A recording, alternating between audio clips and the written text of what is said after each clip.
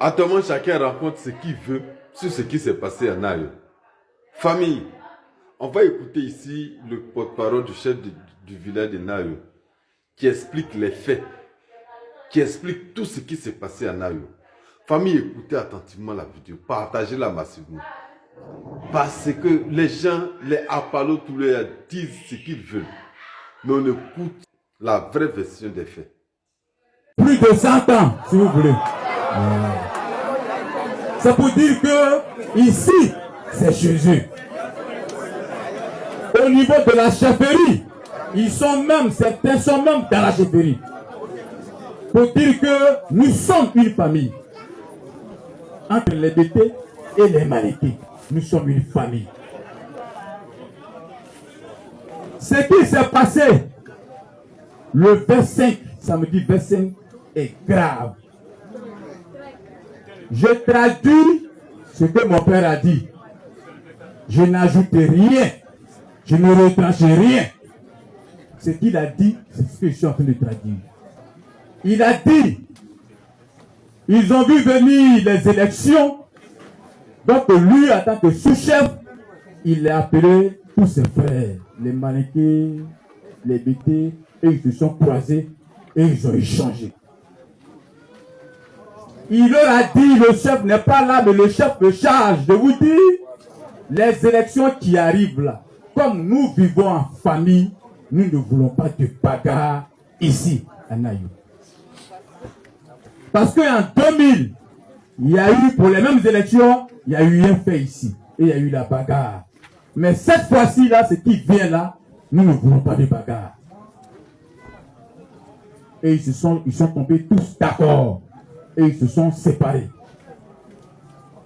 2-3 jours avant les élections, il a encore convoqué une autre réunion. Et la délégation des Malékés politiques était guidée par Bamba Kader. Il leur a parlé au nom du chef central. Et il leur a dit, je vous ai appelé pour vous demander pardon. Ici à Nayo, c'est notre village. Et nous ne voulons pas de bagarre. Les élections qui viennent là, nous ne voulons pas de bagarre. Ils sont tous tombés d'accord et ils se sont séparés. Le jour J, le 25, ils apprennent qu'il y a les caisses qui sont dans le quartier de la Bougou, chez nos frères Malékés. Et il s'est interrogé, mais les caisses là, quand ça vient là, c'est dans les écoles, on va tous voter. Comment se fait-il que ces caisses-là se retrouvent dans le quartier Maléké là-bas? Nous ne pouvons pas accepter, parce que nous ici à Nayo, quand il y a les élections, c'est dans les écoles, on va voter. Donc nous ne pouvons pas accepter. Si c'est pour voter chez vous là, nous n'allons pas accepter. Parce que nous aussi là, peut-être que d'autres peuvent voter, mais pourquoi vous laissez les caisses chez vous là-bas, pour que le vote là ait lieu? On ne peut pas accepter ça. Donc ici, là, on n'est pas d'accord avec ça. Quand nos frères Malékés ont entendu ça, ils ont vu que c'était une défiance vis-à-vis des élections. Parce que eux, ils ont leurs candidats qu'ils doivent voter. Donc à tout prix, ils doivent avoir les élections. Et ils ont dit, on n'est pas contre les élections. Mais on ne peut pas aussi accepter qu'on fasse les élections chez vous là-bas. Les caisses là, c'est à l'école, on doit envoyer. Et c'est là qu'il y a eu la bagarre. Et au moment où ils étaient en train de parler, on attend les premiers coups de fusil.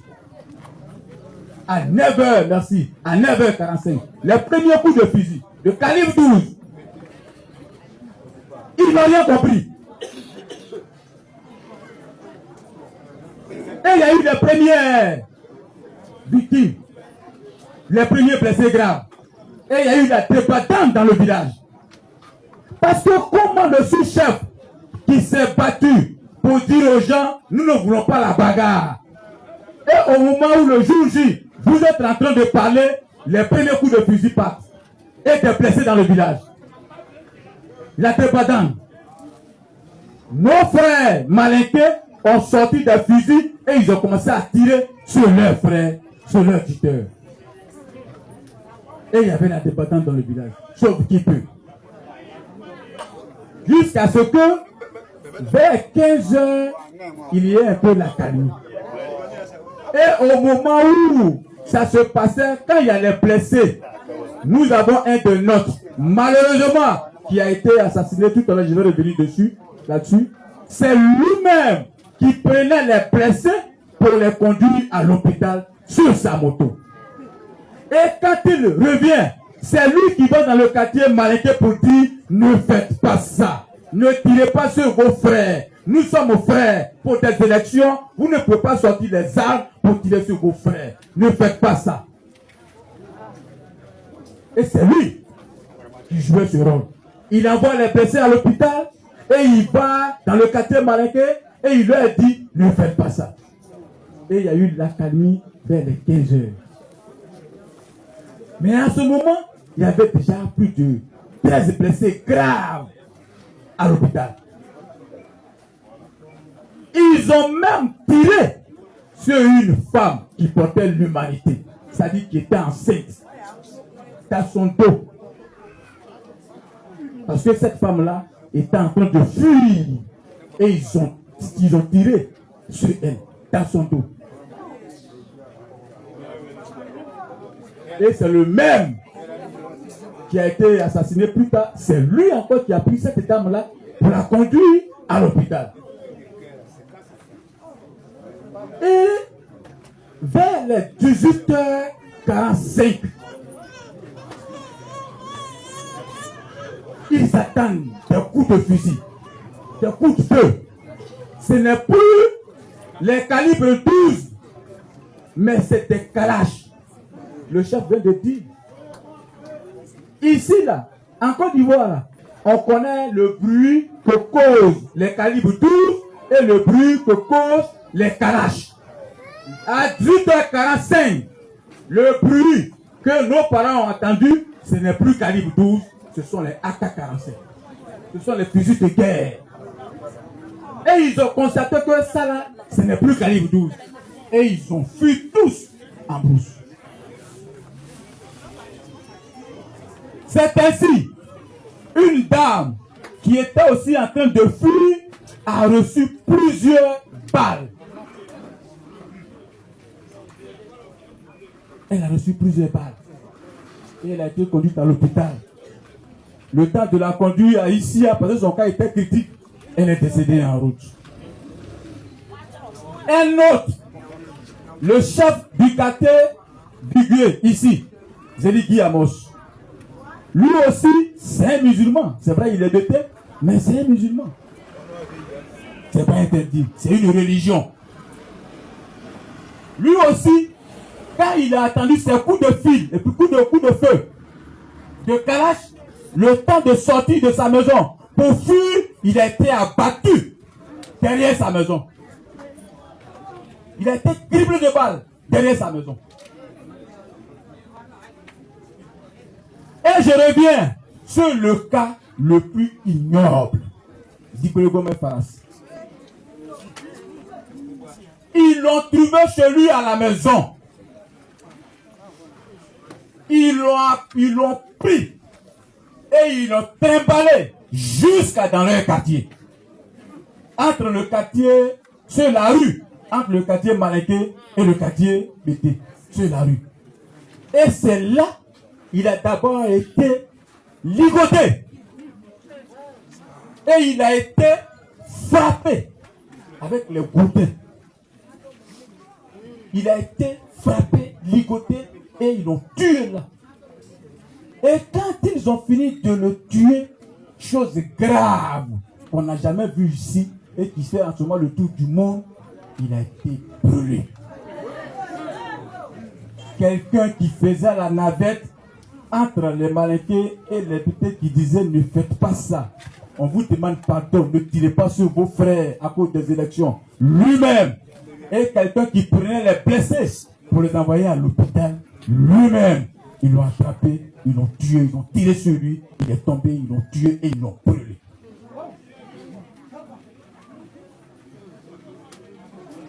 Ça, c'était le samedi nuit. Il y a eu plusieurs blessés. Certains ont été emmenés à Yamsoukro, d'autres à Issia, d'autres à Daloa.